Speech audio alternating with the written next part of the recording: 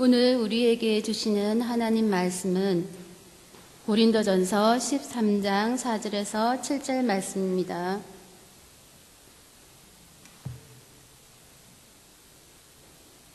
사랑은 오래 참고 사랑은 온유하며 시기하지 아니하며 사랑은 자랑하지 아니하며 교만하지 아니하며 무례히 행하지 아니하며 자기의 유익을 구하지 아니하며 성내지 아니하며 악한 것을 생각하지 아니하며 불효를 기뻐하지 아니하며 진리와 함께 기뻐하고 모든 것을 참으며 모든 것을 믿으며 모든 것을 바라며 모든 것을 견디느니라. 주님이 주신 말씀입니다. 주님께 감사드립니다. 아멘. 사랑을 어떻게 하나요? 하는 그런 주제를 가지고 오늘 사랑장 고린도전서 13장의 내용을 쭉 몇 주째 전하고 있죠. 이것은 단순히 이렇게 하는 게 사랑입니다 하는 표현 이상의 의미가 있습니다. 그러니까 이 기독교 진리의 본질, 핵심을 여러분에게 전하고 있으니까 말씀을 잘 듣고 말씀의 능력을 경험하는 은혜가 있기를 바랍니다. 왜 기독교 진리의 본질, 핵심이라고 말씀드리냐면 사랑이라는 것은 우리가 생각하는 네 가지 종류의 사랑들이 있다고 그러죠. 에로스의 사랑도 있고 아가페의 사랑도 있고 스트로기의 사랑이 있고 필리아의 사랑이 있고 이런 사랑들이 있다고들 이야기를 하는데 그런 개념 이상의 것입니다. 이 사랑이라는 것은 우리 신앙인들의 사랑에 대한 정의는 하나님이라는 거예요. 그러니까 하나님이 사랑이시라. 그러니까 사랑은 하나님에게서 시작됐고 사랑은 하나님인 것이죠. 그래서 사랑이 우리 안에 있다는 말은 사랑이신 하나님께서 우리 안에 계시다는 말이다. 그래서 기독교 신앙은, 기독교는 본질적으로 사랑의 종교다 하는 말은 기독교는 하나님, 사랑이신 하나님을 믿는 종교라는 것이죠. 그러니까 하나님이 우리 안에 계시면 우리가 사랑이 있다는 것이죠. 그러니까 성경에서 말씀하시는 내용이 이거예요. 하나님은 사랑이시다. 이게 사랑이신 하나님께서 그 사랑을 사람들에게 보여주셨어요. 증명하셨는데 그 사랑이 뭐냐? 독생자 아들을 우리에게 보내주신 거라는 거죠. 그러니까 예수 그리스도, 하나님이 보내주신 사랑으로 보내주신 예수 그리스도는 바로 하나님의 사랑이라는 거예요. 사랑의 결정체입니다. 그래서 예수 그리스도를 믿음으로 예수 그리스도를 영접해서 그리스도가 내 안에 계시다는 말은 하나님의 사랑이 내 안에 계시다는 말이에요. 여기까지 깨달아지시면 아멘 하시기 바랍니다. 그러니까 예수를 믿는다는 말은 사랑의 임재를 경험하고 산다는 거예요. 그러니까 예수님이 내 안에 계시고 예수를 믿고 삽니다 하는 것은 종교적인 결단과 신념을 넘어서 사랑이신 하나님께서 내 안에 계신 거예요. 사랑이신 그리스도께서 내 안에 계신 거예요. 그래서 사랑으로 살아내는 것. 그래서 사람이 서로 사랑하면 하나님의 사랑이 그 안에 있고 우리가 하나님 안에 있다 하고 요한일서에서 말씀하고 있는 것이죠. 사랑은 이것입니다 하는 말은 다른 말로 하면 하나님의 사랑을 받아들인 예수 믿는 사람들은 이렇게 살아야 됩니다 하는 교훈인 것이죠. 그래서 지난주까지 우리가 5가지를 제가 말씀을 드렸어요. 사랑은 오래 참고 사랑은 온유하며 사랑은 시기하지 않으며 사랑은 자랑하지 않으며 사랑은 교만하지 않습니다. 이 말을 다른 말로 하면 예수님 믿는 나는 오래 참습니다. 예수 믿는 나는 온유합니다. 예수 믿는 나는 시기하지 않습니다. 예수 믿는 나는 자랑하지 않습니다. 예수 믿는 나는 교만하지 않습니다 하는 것과 같은 이야기라는 거예요. 사랑은 언제나 오래 참고 사람은 언제나 오래 참고 해요. 사랑은 언제나 오래 참고 예수 그리스도 안에 있는 나는 언제나 오래 참고 이런 말씀이라는 것이죠.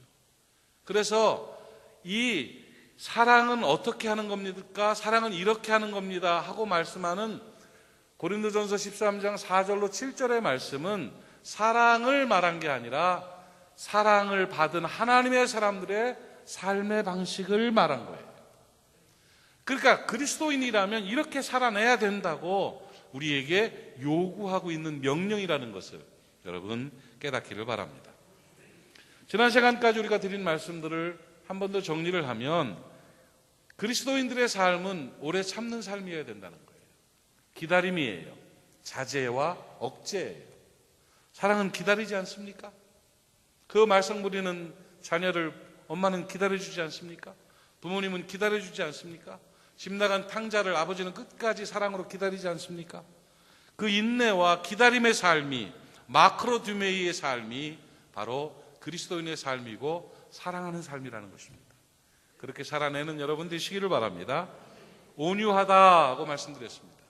그리스도인은 온유합니다. 예수 그리스도께 예수님, 당신을 닮아야 되겠는데 당신은 어떤 분이십니까? 물어봤을 때 예수님은 한마디 하셨어요.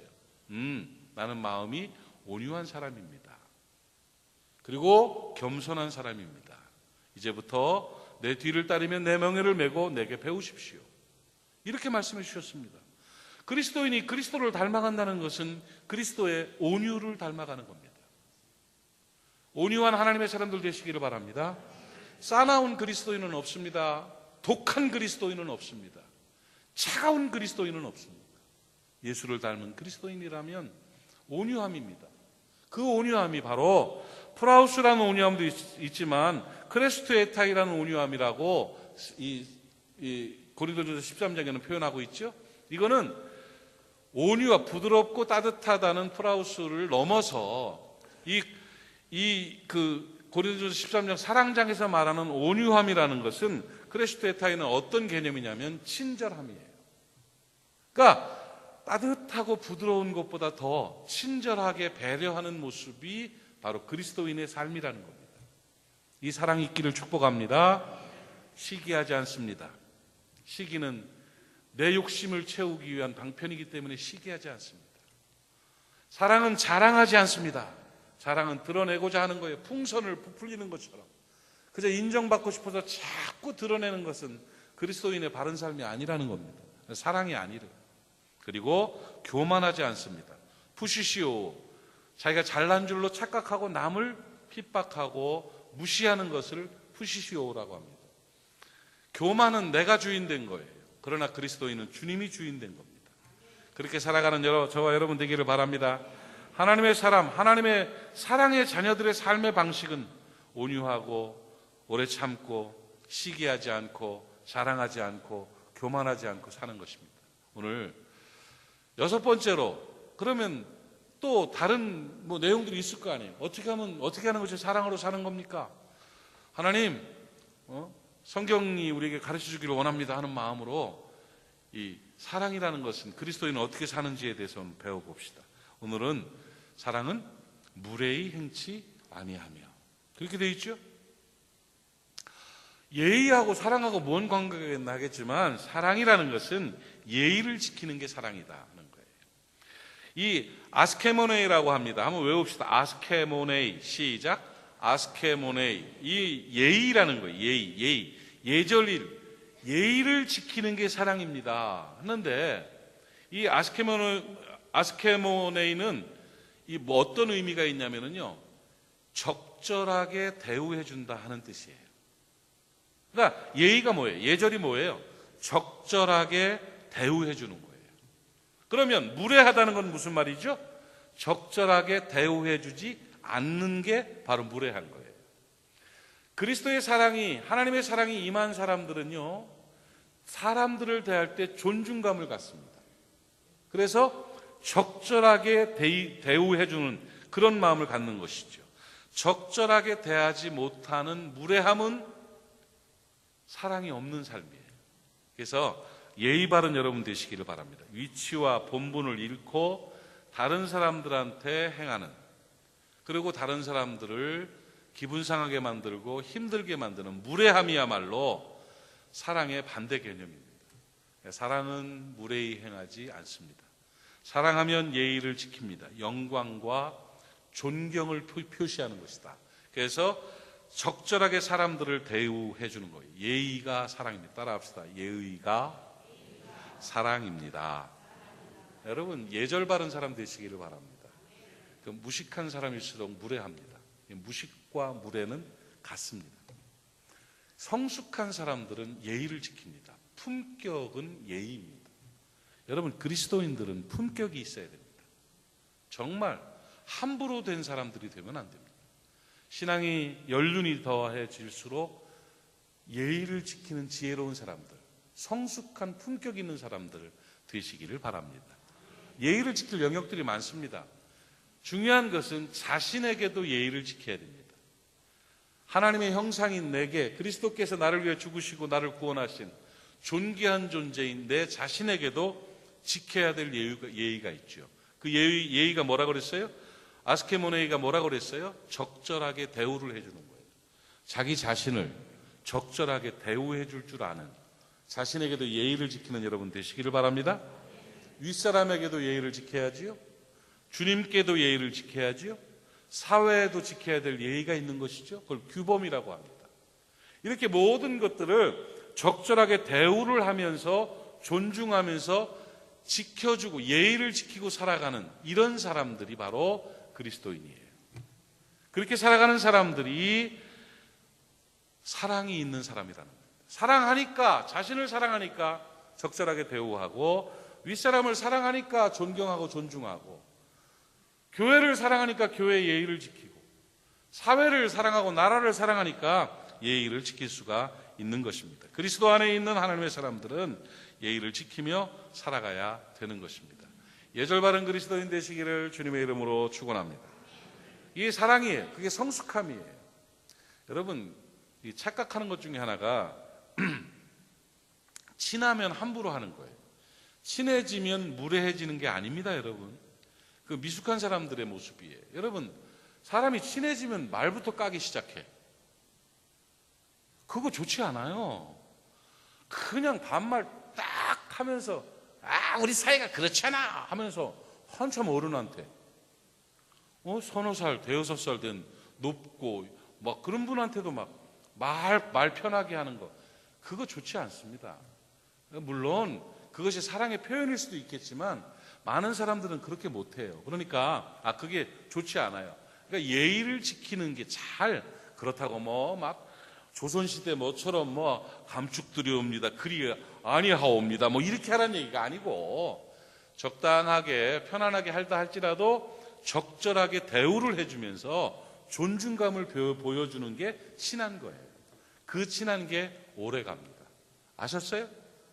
그러니까 적절하게 잘 대우해주는 여러분 되시기를 바랍니다. 저도 이제 목사님 세계에도 선후배 관계가 쭉 있잖아요. 목사님 세계 선후배 관계가 옛날에는 굉장히 철저했어요. 우리 교단 내에서야 뭐 이렇게 잘 되고 있는데, 이제 타교단 사역들을 많이 하고 있으니까 제가 초급파 사역 하는 중에 여러분들을 많이 만나요. 많이 만나는데 참 그래요. 둘 다 후배 목사님인데 한 분은 무례한 것 같은 느낌이 들고, 한 분은 형님 하면서 아주 나한테 존중해주는 느낌이 들어요. 그러면 제가 조금 무례하고 편하게 대하는 박 목사 이렇게 해봐 뭐 이러면서 막 너희도 어린 양반이, 이런 사람이 더 좋겠어요 형님 하면서 대우해주는 양반이 더 좋겠어요? 당연하죠. 여러분, 이렇게 사회생활하고 이렇게 살아가면서 무례한 사람하고 예절 바른 사람하고 이렇게 만날 때가 있죠. 무례한 사람이 좋아요? 예절 바른 사람이 좋아요? 그러세요? 그러면 여러분이 그 좋아하는 사람 되세요. 아셨어요?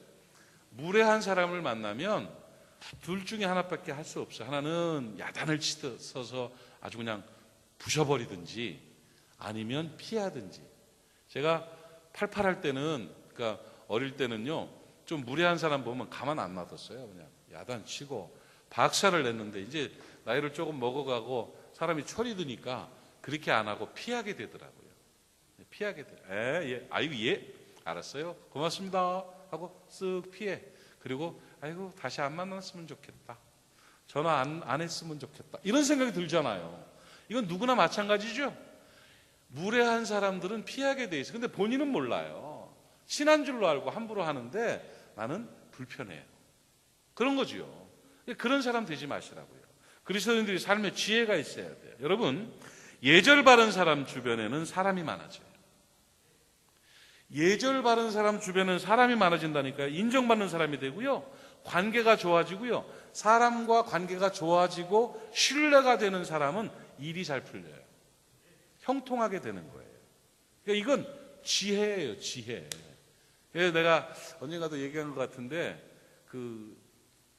사회복지 쪽으로 자녀 교육, 자녀 양육을 할 때 옛날에 부부 세미나를 쭉 했는데 마지막에 질문이 들어왔던 게 기억이 나요.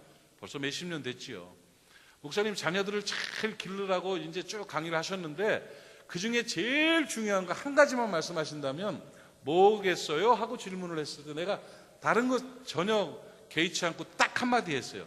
당신의 자녀들이 성공적인 인생을 살고 당신의 자녀들이 행복한 인생을 살게 하려면 요거 한 가지는 분명하게 하십시오. 당신의 자녀들을 예절 바른 아이로 기르십시오. 그러면 주변에 사람이 많아집니다.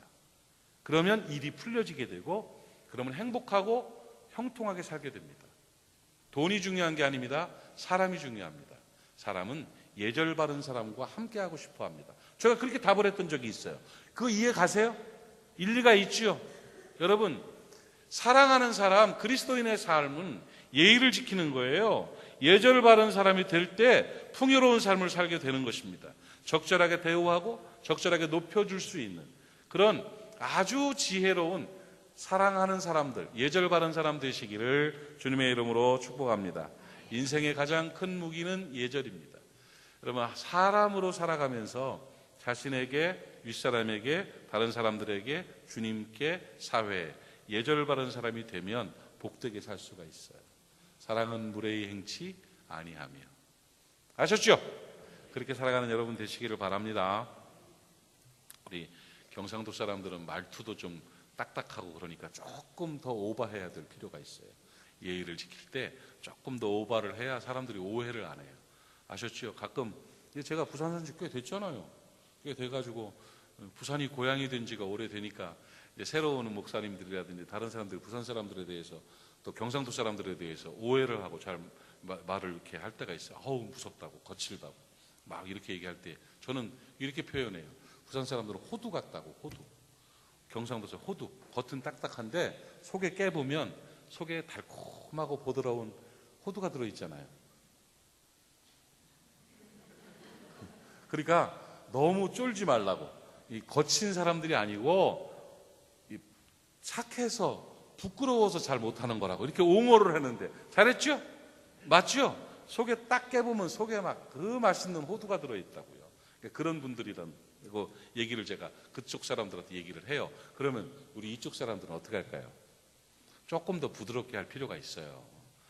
타지에서 온 사람들 쫄지 않도록, 교회 처음 나온 사람들을 어색하지 않도록 좀 친절하고 예절 바른 여러분 되시기를 바랍니다. 자, 사랑은 무례히 행치 아니하며 이렇게 말씀하고 있고요. 또 그 다음 내용을 보면 자기의 유익을 구하지 않는다 이렇게 표현하고 있습니다. 사랑은 자기의 유익을 구하지 않는다. 이 말은 그리스도인들은요, 자기 유익을 위해 사는 사람들이 아니라는 거예요. 사랑의 삶을 사는 사람들은 자기 유익을 위해 사는 사람이 아니라 다른 사람들에게 기쁨을 주고 다른 사람에게 유익을 주기 위해서 사는 존재들이에요. 그렇게 사는 저와 여러분 되기를 바랍니다. 이 신앙의 비이기성을 말합니다. 성경 한 군데 볼까요? 로마서 15장 1절부터 3절까지를 한번 잘 읽어봅시다. 같이 읽어요. 시작. 믿음이 강한 우리는 마땅히 믿음이 약한 자의 약점을 담당하고 자기를 기쁘게 하지 아니할 것이라. 우리 각 사람이 누구를 기쁘게 하되? 이웃을 기쁘게 하되 선을 이루고 덕을 세우도록 할지니라. 3절.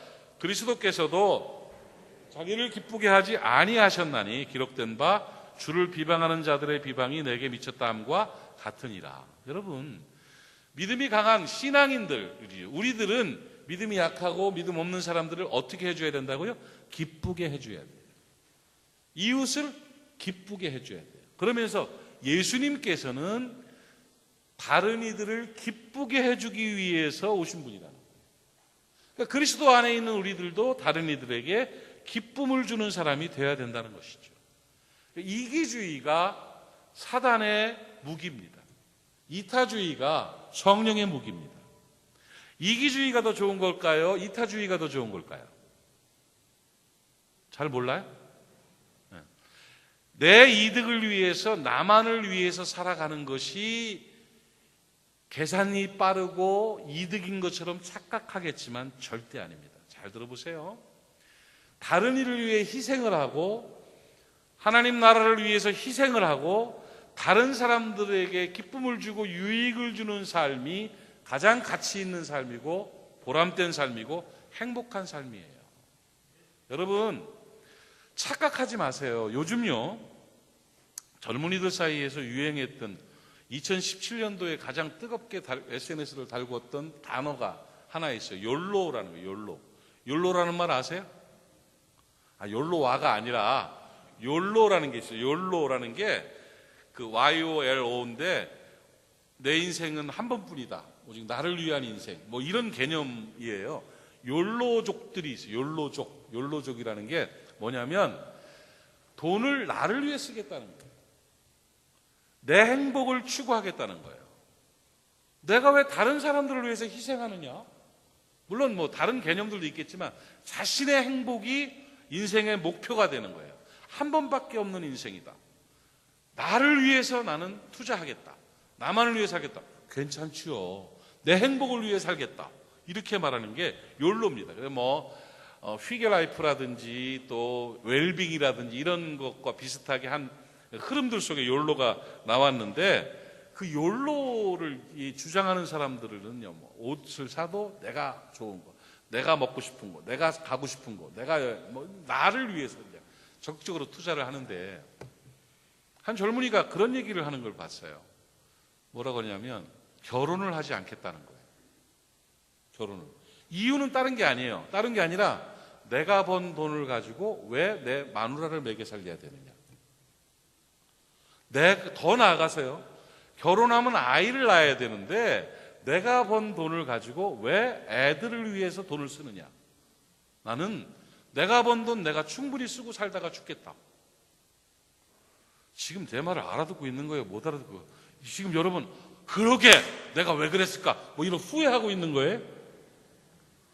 이 극단적인 욜로주의자들은요, 결혼 안 하고 자기를 위해서만 산다고 그래요. 그게 행복일까요? 그게 축복일까요? 연명이에요. 자기 만족, 자기 쾌락만을 위해서 살아가고 있다면 무슨 의미가 있어요? 그래가지고 몇 년 살고 몇 년 여유 있으면 뭐 엄청나게 좋은가요? 그 말초신경을 자극하는 즐거움이 인생의 목표인가요? 아유, 나는 좀 그러지 말았으면 좋겠어요. 저도 결혼을 딱 한 번 해봤습니다. 지금까지 첫 부인하고 살고 있는데 그러다 보니까 애를 둘을 낳았어요. 그 애들을 키우고 있습니다. 살면서 저도 상당히 희생적인 그런 삶을 사는 사람이에요. 그러니까 뭐 나를 위해서 내가 내 손으로 어디 가서 양복 한 벌을 못 사는 사람인데 그렇게 이렇게 살아오면서 욜로족을 처음에 봤을 때는요, 야, 그래, 날 위해 내가 먹고 싶은 거 먹고 사고 싶은 거 사고 그렇게 살아도 괜찮겠다는 느낌이 처음엔 들었어요. 그러면서 쭉 찾아보고 이렇게 보면서 아하, 이건 아니다, 패해다 하는 생각이 들었어요. 욜로족들이요, 자기만을 위해서 부유하게 사는 것처럼 살고 잘 사는 것처럼 사는데 저는 자신 있습니다. 그 사람들보다 내 옷 하나 못 사 입고 먹을 거 있으면 가족들 주고 싶은 이렇게 어설프게 살았던 내 인생이 훨씬 가치 있고 훨씬 행복했었다고. 나는 그렇게 정말로 내가 더 중요한 가치를 잃고 있어요.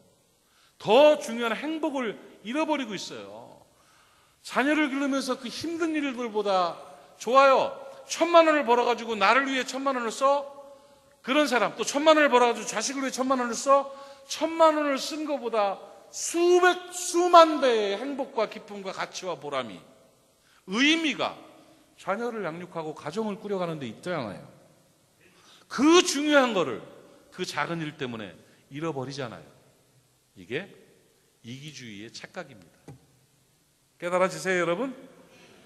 여러분, 세상은요, 하나님 나라는요, 자기만을 위해 산 사람에 의해서 건설되지 않고 회복되지 않고 변화되지 않습니다.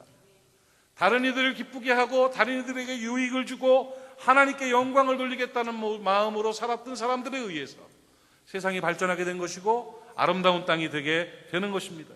성 프란체스코가 그랬습니다. 슈바이처 박사가 그랬습니다. 리빙스톤이 그랬습니다. 테레사 수녀가 그랬습니다. 마틴 루터 킹이 그랬습니다. 예수 그리스도가 그랬습니다. 이 시대의 그리스도인들이 그렇게 살아내야 되는 것입니다. 사랑은 자기의 유익을 구하는 게 아니에요. 그리스도인은 자기의 유익만을 위해서 사는 존재가 아니라 다른 사람들이 나로 인해 기뻐지는 것이 기쁘고 다른 사람들에게 나로 인해 유익이 생기는 것이 기쁜 참 가치를 위해 사는 것이 바로 그리스도인이고 사랑의 삶인 것임을 여러분 깨닫기를 바랍니다. 아멘. 이번에 명절이 되잖아요. 명절에 나 때문에 기뻐지는 사람이 많아지기를 축복합니다. 나 때문에 즐거워지는 사람이 많아지기를 바랍니다. 나 때문에 유익을 얻는 사람이 많아지기를 주님의 이름으로 축원합니다. 그렇게 사는 게 사랑이에요. 내가 먹어야 돼, 내가 얻어야 돼, 내가 챙겨야 돼, 내가 잘나야 돼, 내가 유익해야 돼, 나. 거기는 행복이 점점 떨어져 나가는 거예요. 깨달아지세요?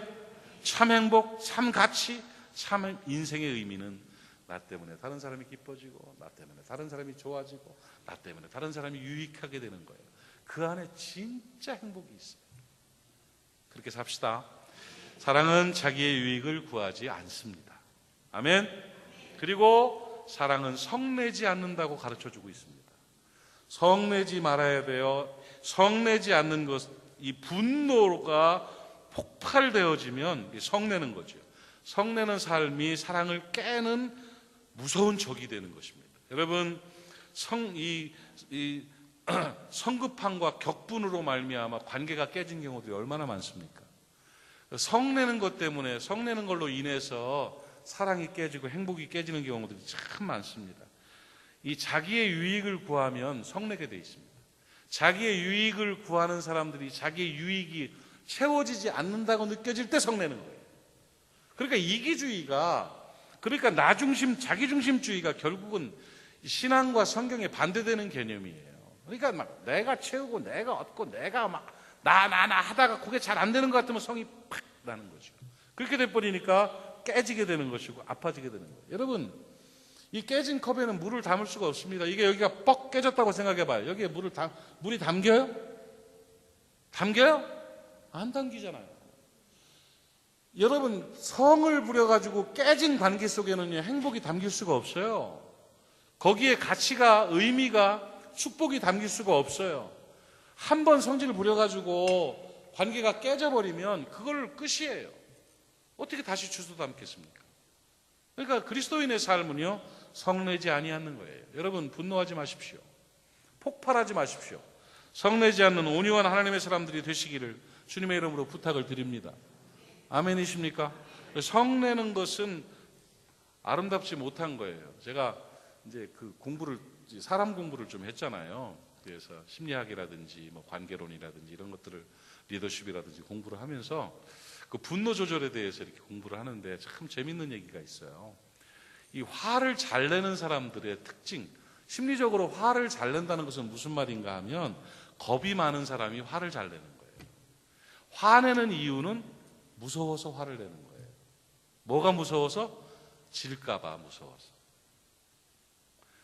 반드시 이긴다는 확신이 있고 잘 된다는 그런 확신이 있으면 절대 화 안 납니다. 그런데 질 것 같아. 뭔가 밀릴 것 같아. 뭐가 이렇게 손해볼 것 같아. 그러면 이렇게라도 해서 막아야 될 것 같아서 빡! 이러는 거예요. 우락딱딱딱딱! 이러는 거예요. 자기 의도대로 안 될 것 같을 때, 자기가 원하는 것이 이루어지지 않을 것 같을 때 두려움이래. 그러니까 분노는 다른 말로 두려움이에요. 그러니까 무서워서 화내는 거예요. 그렇게 말하면 남자들이 좀 뭐가 그래? 이럴 수도 있겠지만 가만히 생각해 보세요. 자녀들에게 화를 낼 때는 물론 다른 짜증이 나고 이런 것도 있겠지만 다 큰 자식이 나한테 와가지고 아버지 이렇게 하면 안 되고 어머니 이러면 안 되고 이렇게 하시오. 그러면 이 자식이 어때 내가 이러는 것은 왜 그러냐면 많이 컸네. 내가 질 것 같은데 이렇게라도 해서 이겨봐야 되겠는데 하는 심리적인 것이 발동되는 거예요. 뭐 죄송한 표현인데 진짜 쌈자라는 개는 안 짖어요. 진짜 센 개는요 안 짖습니다. 여러분 그 키플테리어라든지 뭐 이런 진짜 독한 개들이 꽉꽉 거리는 거 봤어요? 확 물어버리고 끝나지. 그잖아요. 그런데 조그만 개들은요 딱 문소리만 나면 하면서 막 난리가 나고 막 딱 그러면 숨었다가 또 와가지고 오줌 질질 싸면서 막 계속 짖어. 이게 뭐냐? 겁나서 무서워서 그런 거예요. 무서워서. 이 표현이 좀 지나쳤지만 어쨌든 간에 심리적으로 두려움이 있을 때, 안정감이 없을 때 분노하게 되는 거예요. 질까봐 화내는 거예요. 질까봐. 이게 신뢰가 없을 때 그래요. 여러분 하나님이 내 편이고 하나님이 나를 도와주시고 하나님이 나와 함께 하신다고 반드시 승리케 하실 것이라고 믿으면 성내지 아니하며가 가능하게 되는 것이요. 물론 성격상 그렇게 습관적으로 분노가 나오는 경우도 있죠. 치료받아야죠. 화내는 것 때문에 분노 때문에 행복이 깨지는 경우들이 대부분이에요. 가정의 파괴의 가장 큰 원인이 분노 때문에, 성질 부리는 것 때문에 그래요. 청소년 사역을 하다 보면요 아이들이 삐뚤어지는 이유는 엄마 아빠 성질 부리는 것 때문에 그래요. 조금만 마크로드메이 해주면 되는데 조금만 참아주면, 조금만 기다려주면 되거든요, 애들은요. 근데 그게 안 돼서 폭발하게 되니까 상처를 받는 거예요. 여린 마음이니까. 깨져가지고요. 아버지하고 이렇게 사이가 안 좋아지는 경우들이 너무 많고, 어머니하고 등지는 경우들이 너무 많은데, 복음 사역에 저해되는 것 중에 하나가 뭐냐면, 성질을 잘 부리는 아버지 때문에 교회를 나가기 싫은 거예요. 왜냐하면 하나님을 아버지라고 불러서. 사랑이 많으신 하나님 아버지라는 말이 이해가 안 가는 거예요. 아니 아버지가 어떻게 사랑이 많을 수가 있냐. 아버지는 성질 더러운 분인데, 아버지는 밖으로 집어 던지는데, 아버지는 나를 이해하지 못하는데 무슨 하나님 아버지가 사랑이 많다고 하느냐. 그래서 사랑이 많으신 하나님 아버지에 대한 느낌 자체를 가질 수가 없는 거야. 그러니까 젊은이들이 사랑 많으신 아버지 하나님을 받아들이지를 못하는 거예요. 이런 경우까지 생기게 되는 거죠. 분노가, 성내는 것이 모든 것을 깨는 가장 무서운 적입니다. 관용과 인내와 온유가 여러분을 지배할 수 있기를 주님의 이름으로 축복합니다. 여러분 분노는 폭력입니다. 안 때렸잖아. 여러분 맞는 게 싫지요. 누가 나를 때리면 싫잖아요. 왜 싫을까요? 아프니까. 그죠? 폭력은 아픔이에요. 폭력은 공포예요. 공포, 두려움과 공포와 아픔이 있다면 폭력이에요. 그런데 분노는, 성내는 것은 공포와 아픔을 조성합니다. 그래서 분노는 폭력입니다. 우리는 누구에게도 폭력을 행사할 자격이 없습니다. 분노하지 마십시오. 성내지 마십시오. 인내하고 온유하게. 하나님이 여러분 편 대주시는 거예요. 그러니까 합력해서 선을 이루고 반드시 도와주셔서 승리케 하십니다. 쫄지 마세요. 화나지 마세요. 그냥 조금 기다리면 돼요. 하나님이 다 인도하셔서. 옛날에 그 아이들 얘기들 중에 부러우면 지는 거다는 말 있죠? 성질내면 지는 거예요. 사실은요. 성질내면 지는 거예요. 너무 많은 걸 잃게 됩니다. 사랑은, 그리스도인들은, 하나님의 사랑을 받아들인 하나님과 함께하는 사랑의 자녀들은 성내지 않습니다. 온유하고 또 승리를 확신하면서 기쁨을 누리며 살게 되는 것입니다. 그 은총이 임하기를 바랍니다. 오늘 세 가지를 말씀을 드렸어요. 사랑은 무례히 행치 아니하며, 사랑은 자기의 유익을 구치 아니하며, 사랑은 성내지 아니하며. 너무 좋지 않아요? 난 이 말씀 묵상하면서요, 막 너무 은혜가 되고 좋은 거예요. 아, 그렇구나. 정말 끄덕끄덕 하면서 아멘 하면 그렇게 했어요. 여러분, 사람들을 존중해 주는 여러분 되시기를 바랍니다.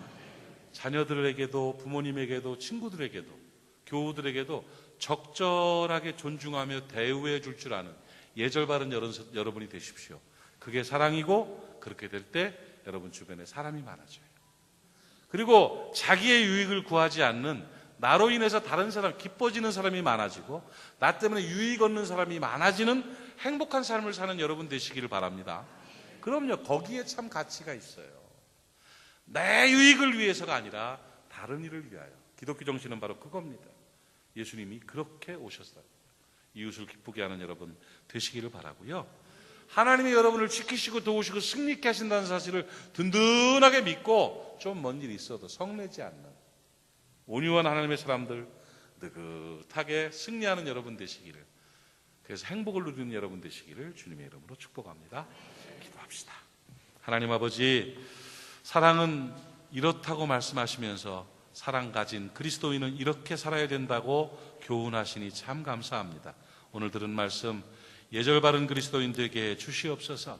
다른 이들이 나로 인해 기뻐지고 유익을 얻는 것이 행복이라는 사실을 알고 다른 이들을 기쁘게 하기 위해서 살아가는 우리가 되게 해 주시옵시고, 성내지 않는 온유한 하나님의 사람으로 살아갈 수 있도록 도와 주시옵소서.